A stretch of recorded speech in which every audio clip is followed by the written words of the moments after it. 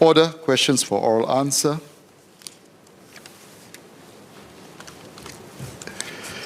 Ms. Jessica Teo, Ms. Jessica Tan.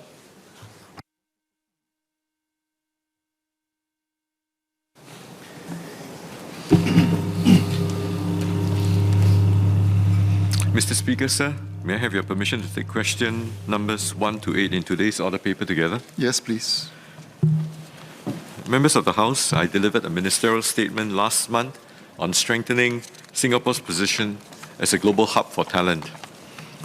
In the statement, I outlined how we intend to strengthen Singapore's position as a global hub for talent and addressed questions around the enhancement of our work pass framework, including the introduction of the Overseas Networks and Expertise, or the ONE Pass. Now, members have subsequently filed a number of parliamentary questions on 3 related issues. First, on how we ensure a complementary foreign workforce. Second, on our concurrent efforts to develop our local talent pipeline. And last but not least, on our efforts to safeguard fair consideration.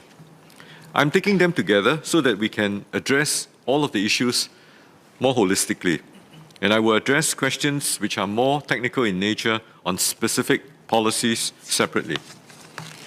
First and foremost, ensuring a complementary foreign workforce.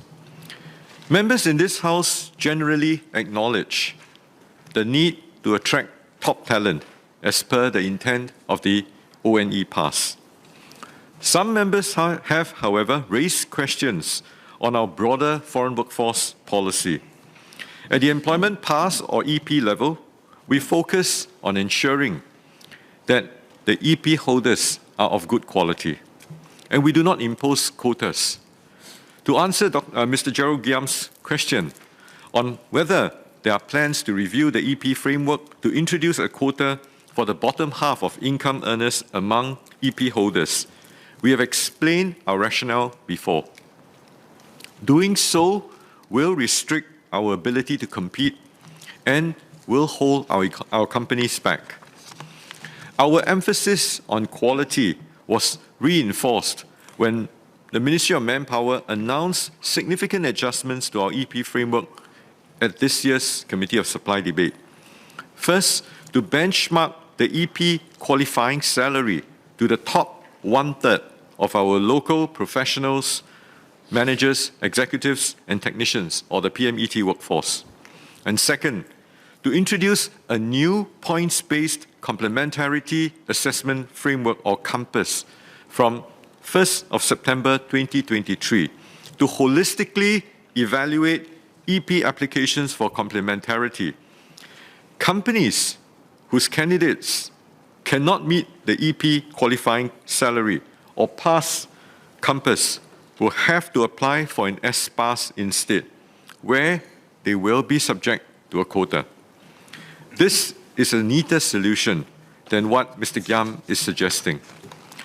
Compared to his suggestion, where some EP holders are subjected to a quota while others are not, our current approach has the merit of keeping the positioning and the criteria of each pass type clear, and overall work pass framework simpler for businesses. Being open, being connected, and bringing in complementary global talent has helped to grow the overall pie for Singapore and more good job opportunities for locals. Ms. Jessica Tan asked if there is data to show that Singaporeans are succeeding in getting quality jobs in key sectors. At the same time, Mr. Liang Eng Hwa have also asked about the number of EP holders in the information and communications sector compared to other sectors. The information and communications sector has been a fast-growing one, and it's a sector that faces talent shortages worldwide. In Singapore and elsewhere, employers have had to tap into the global marketplace for skills and shortages. In 2021, the ICT sector accounts for 1/5, or about 20% of our EP stock. This has increased from 1/6 in 2016 thus reflecting the growing digital needs of our economy. The growth of the information and communication sector has also resulted in the creation of more jobs for our locals. In the same time frame, we saw strong growth in the number of local PMETs by 34,400. Median local wages in the sector also continue to increase. Therefore, we can see quite clearly that this is not a zero-sum game. At the macro level, the data is also encouraging. There are more locals in higher-skilled PMET jobs. The proportion of resident workers in PMET jobs increased from 55% in 2016 to 62% in 2021. Across the board, local workers have experienced sustained wage growth. The median income of full-time employed residents has grown from $4,100 to $4,700 over the same period, an increase of 2.1% per annum in real terms. We have also seen improved job quality and better wages at the lower end, with the income of full-time employed residents at the 20th percentile increasing 2.7% per annum in real terms over the same period. Now, Mr. Leong Man Wai also filed a question in a subsequent sitting specifically on local postgraduates, a group that is very likely to be taking up or even creating these high-quality roles. Their average unemployment rate has remained lower than that of all other locals over the past 5 years. We have managed to create good employment outcomes because we continue to be an attractive place for companies to do businesses. By combining and by complementing local and foreign expertise, we can attract more investments and we can create many more good jobs and career choices for Singaporeans. Conversely, if companies do not have access to the complementary foreign manpower that they need, they may exit Singapore and take away the jobs that they're able to create for Singaporeans with them. So when it comes to foreign workforce policies, the way to advance it is to strike a very careful as well as a very delicate balance. Next, on developing our local talent pool and workforce, local talent development already happens organically in tandem with economic growth. As businesses expand their investments here, they will need to find manpower to fill the various roles and invest in training and upgrading their workers. By working in leading firms and alongside global talent, our local workers will also gain exposure to new ideas and best practices from around the world. The government, as well as our tripartite partners, help to catalyze this process. We work with industry stakeholders to chart out transformation plans across 23 sectors through the Industry Transformation Maps, or ITMs, which include strategies to prepare our workers for higher value-added jobs in each sector.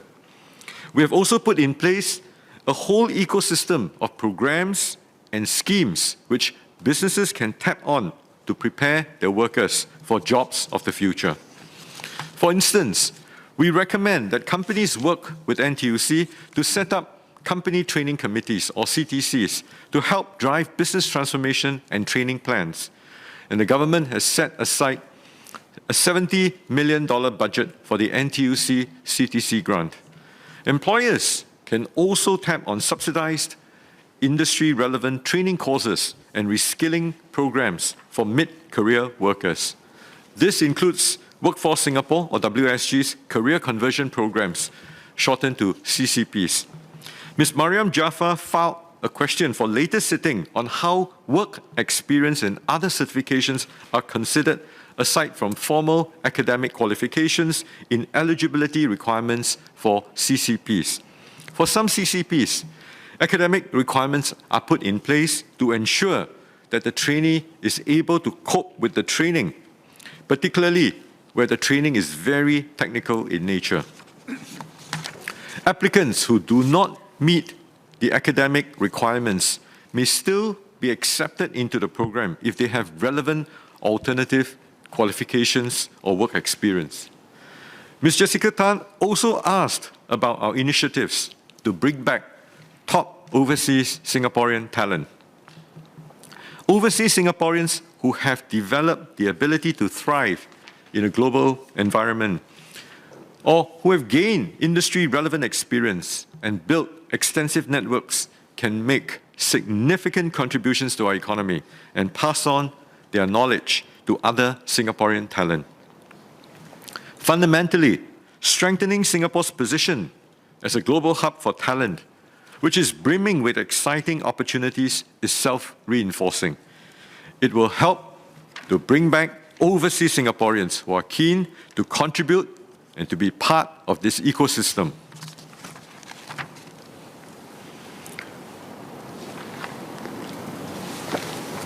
The government actively engages overseas Singaporeans to keep them connected to home, so that they can make an informed decision about whether and when to return to Singapore.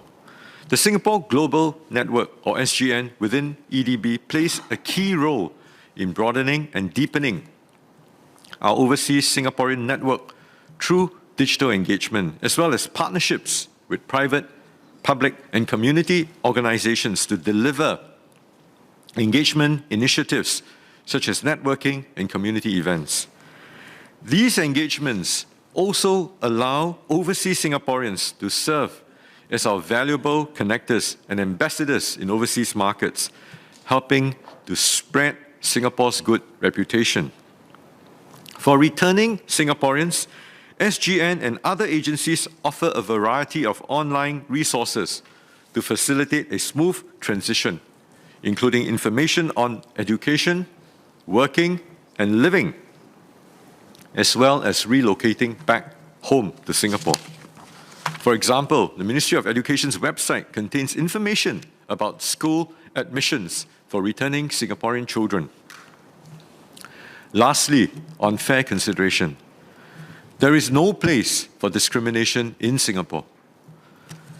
The Ministry of Manpower does not and will not tolerate unfair hiring practices, and employers who do not give locals a fair chance will face stiff penalties. The Fair Consideration Framework, or FCF, sets out requirements for all employers to consider local workers fairly for job opportunities. And work is now underway to enshrine this in legislation. Mr. Yip Hong Wing also asked about the number of companies placed on the FCF watch list.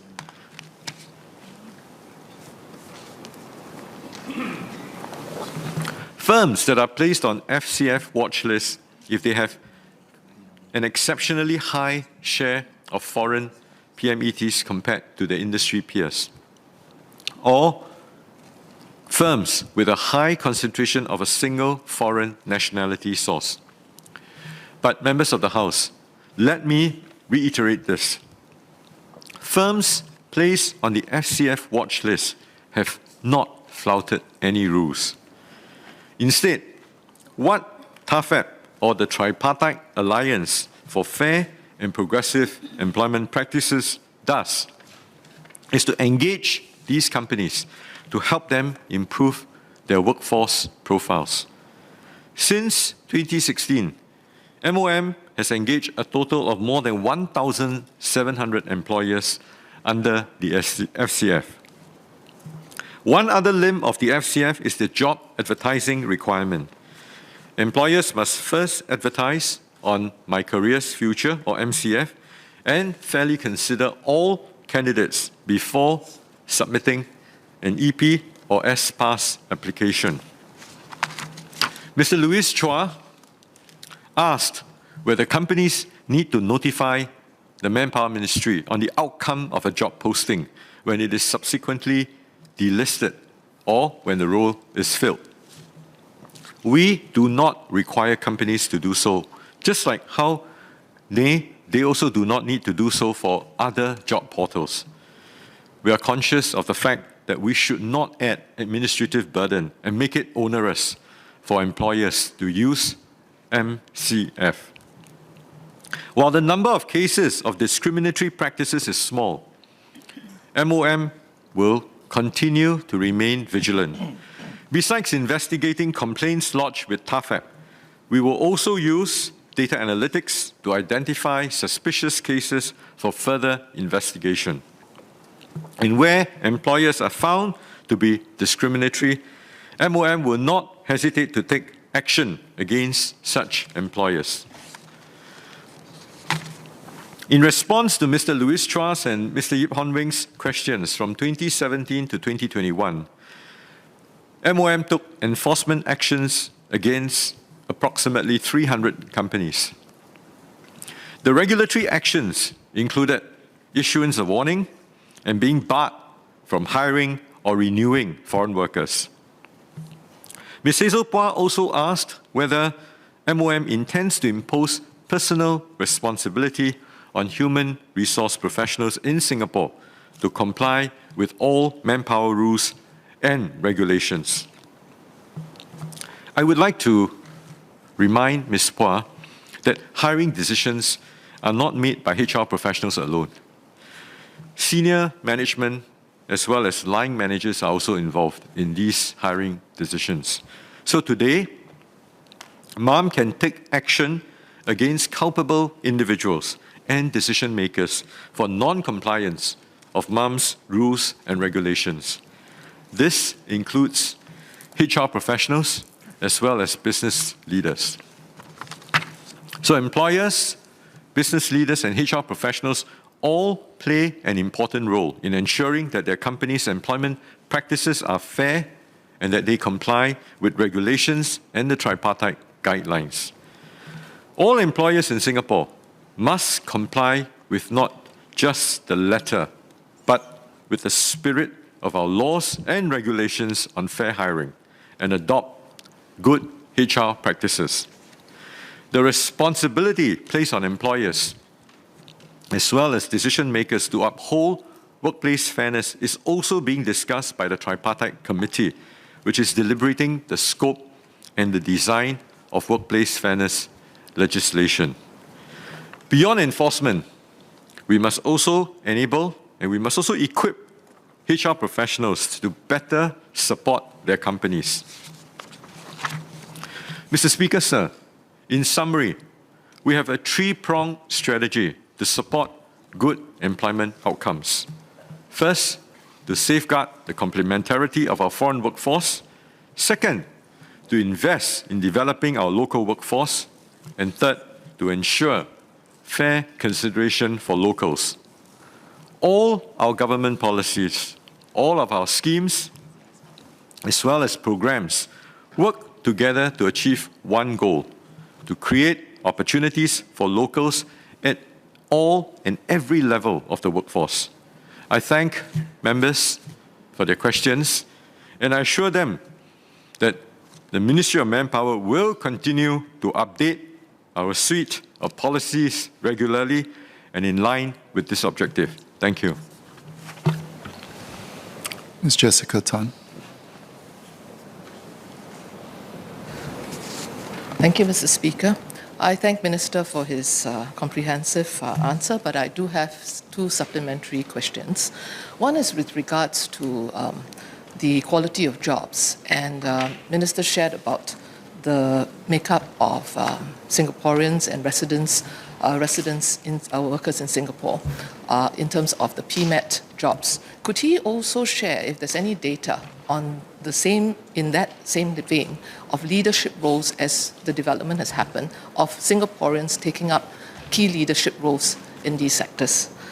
And the other supplementary question I have is on very heartening to hear about the outreach on SGN and keeping in contact with Singaporeans overseas, specifically with regards to top talent for the key sectors that we are focusing on.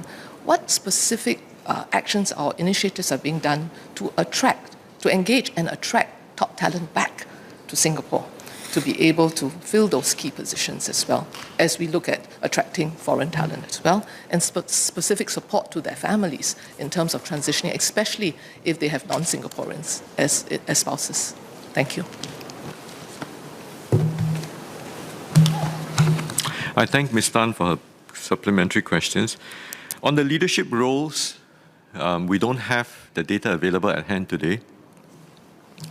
Perhaps if you could file a subsequent PQ, we'll try and get some of those data. But if you look at the proxy, if we use that 30,000 proxy when we talked about the ONE pass at the last parliamentary sitting,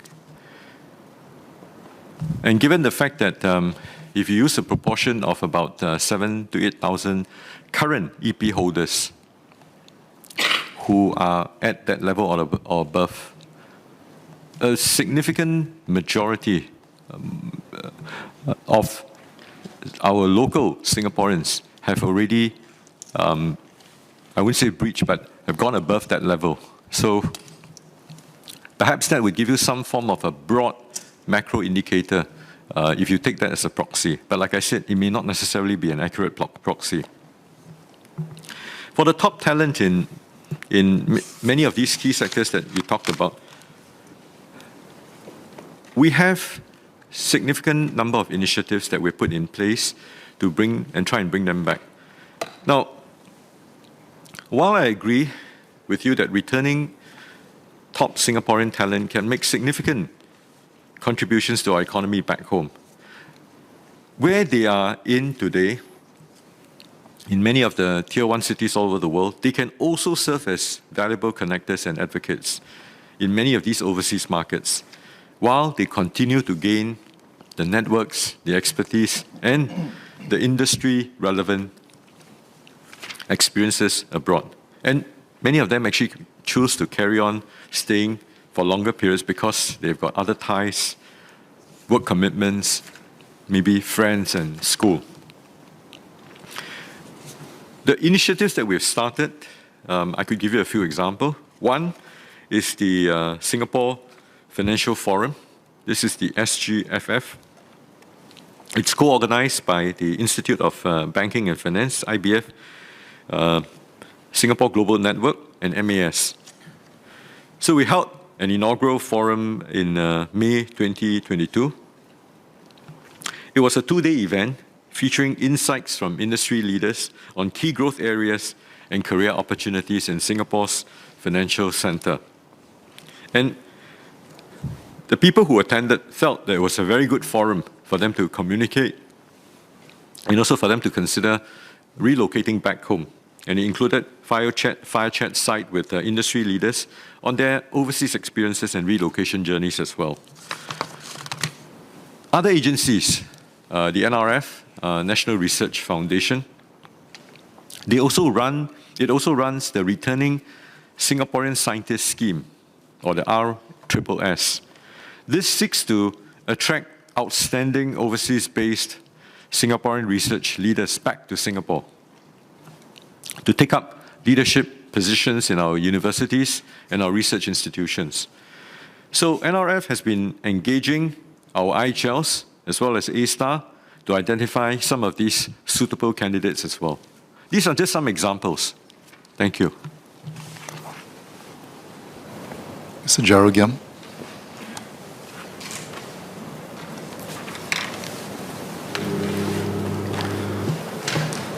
So since the ministry is not imposing any quotas on employment pass holders, would it consider a fixed-term EPs which cannot be renewed once they expire?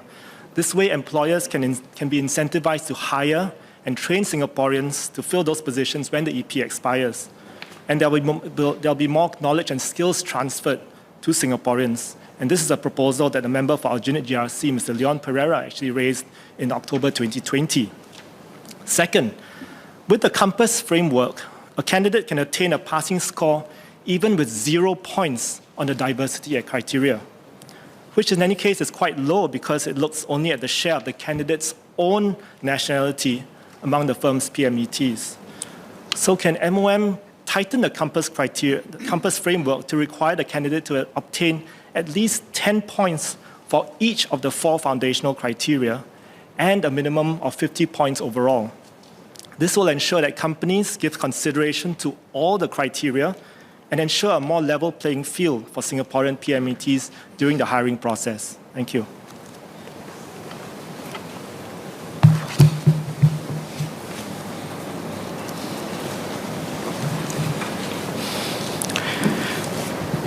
I thank Mr. Giam for his 2 questions. First, our employment pass, we have earlier on said that there's no fixed term EP. In fact, the EP holders for these companies, they don't enjoy an automatic renewal for this EP holders. There's a certain validity, and some of them, I think they're on a 2-year term, some on a 1-year term, and subject to companies renewing them, subject to other criteria, these EPs are not automatically renewed. I think these are important points to take note of. As far as the Compass framework itself is concerned, we are starting by the 1st of September 2023. We are reviewing and getting feedback still from the industry. I'm looking at some of the criteria to see how we can nuance it to make sure that not only is it business friendly, that it can continue to help us achieve our desired end game of leveling up the opportunities for our local Singaporeans. Today, we are in a very tight labor market. Any introduction of any new policy to nuance this framework would be viewed as further tightening. So I hope the member understands the delicate situation and the fine balance that we're in. We have today very clear foundational criteria. 2 of the characteristics pertain to the individual characteristics, and 2 related to the firm. I think it's sufficient for now to move ahead with this framework. Let it run. Thank you. Sir Yip Hon Wing. Thank you, Mr. Speaker. I thank the Minister for his reply. I have 2 SQs.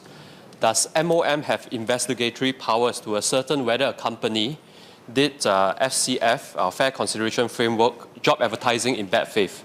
For example, whether a company has already decided on a foreign candidate beforehand. My second SQ is whether MOM will consider calibrating the FCF framework or watch list into tiers with a specific tier where firms are named and identified. Thank you.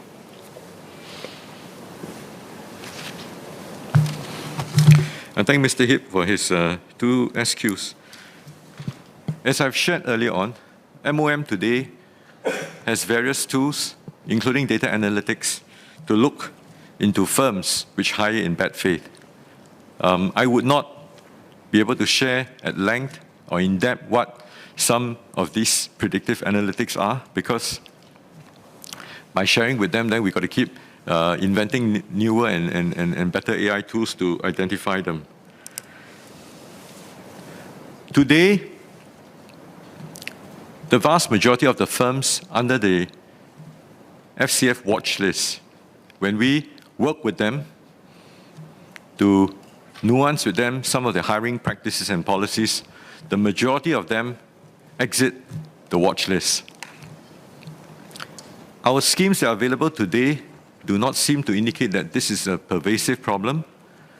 There will always be outliers, but because the core of what we do is to improve and level up opportunities for our local Singaporean core, we will continue to nuance our approach to these firms. Thank you.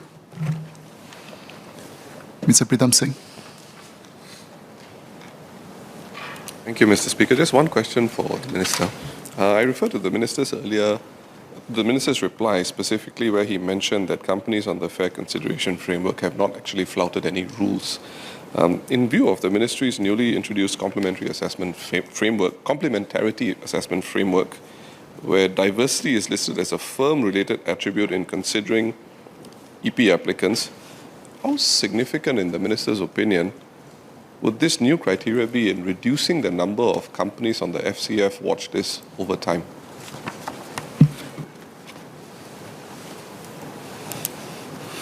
I thank the leader for that question.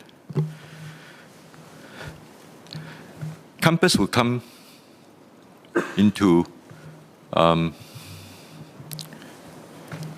implementation on the 1st of September 2023. Within Compass, there are 4 criteria. And it's a function, as I've said earlier on, 2 of the criteria relates to the individual, and 2 of the criteria relates to the firm. Because it is almost a set of interlocking gear, whatever you move in one criteria will affect the rest. Our sense today is that in a run-up to Compass, and as we work with more and more firms, and also surveyed, we think that this is a good framework which helps to differentiate our workforce, and it also allows us to review from time to time how we can be more responsive to the type of jobs, the type of talent our country and our economy needs. So directionally, Compass is a move in the right direction because it allows us a very differentiated strategy. Thank you. Mr. Louis Chua. Thank you, Speaker.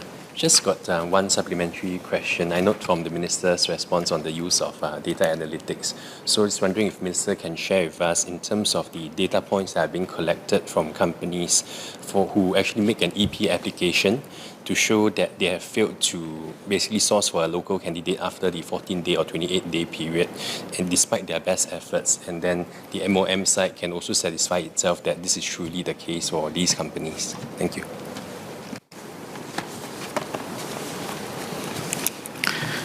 I thank Mr. Louis Chua for his question. MOM will rely on multiple data points to allow us to triangulate. And this will vary across the different sectors that we're dealing with. And one key point that we will consider, obviously, is how acutely short in terms of the talent that's needed for one particular sector, whether it's in deep tech. And given the shortage, that's one data point that we will use to consider in terms of our data analytics. There's no one size fits all. So today, if you look at the outcome, which is a very low long-term unemployment rate, for us to ensure that in a tight labor market, companies can continue to do well, to be able to have access to the manpower that they need to run their operations. We work very closely with them. And in the process of working with them, we also identify certain archetypes that allow us to develop these analytics. I hope that gives you a broad perspective of what we're doing. Thank you. Ms. Hazel Poh. I thank the Minister for his reply. The Minister mentioned earlier that you can already take action on individuals for non-compliance. Can the Minister elaborate on what kind of actions can be taken on these individuals, and which legislation is this power conferred under? Thank you.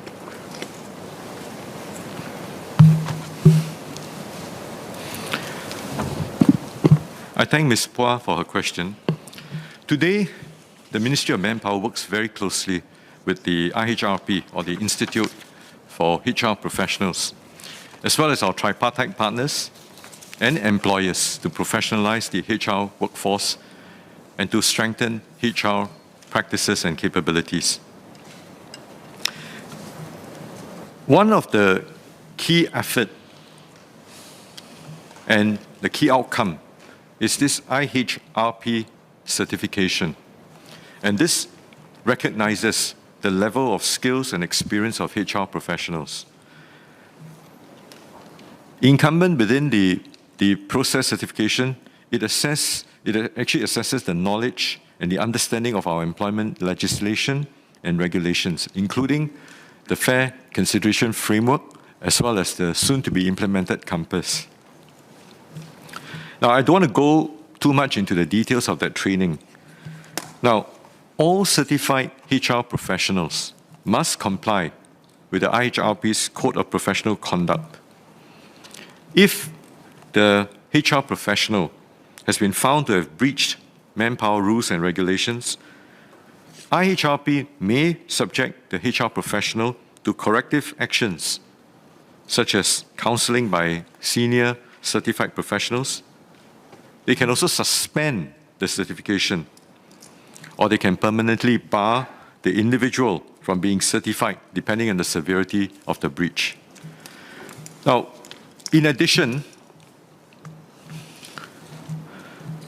MOM can also prosecute errant employers or key personnel who make false declarations that they have considered all candidates fairly. Employers who are convicted of false declaration under the Employment of Foreign Manpower Act will face imprisonment of up to 2 years or fine of up to $20,000 or both. Thank you. Ms. Mariam Jaafar. I thank the Minister for his response to my PQ. Just an SQ, as we consider the criteria for which people without the academic qualifications may yet qualify for the career conversion programs, who would be the regulator for that? Would that be Skills Future Singapore, or would it be dependent on the administrator of the program? And how can we make sure that in a world where more and more people are going for certifications and training, that these are not cast aside when they actually apply for career conversion programs or even jobs?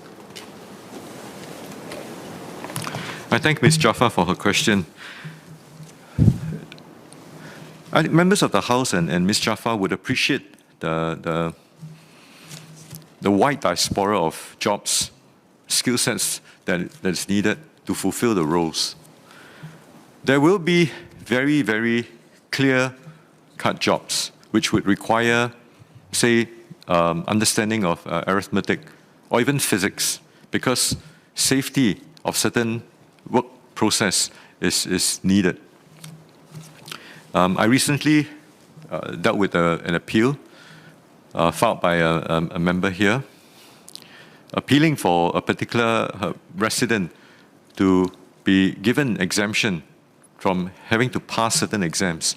But because this pertains to workplace safety, where a basic understanding of the calculation of the weight-bearing nature of certain platform and the tensile strength of the ropes is necessary. So a basic understanding of physics is therefore needed.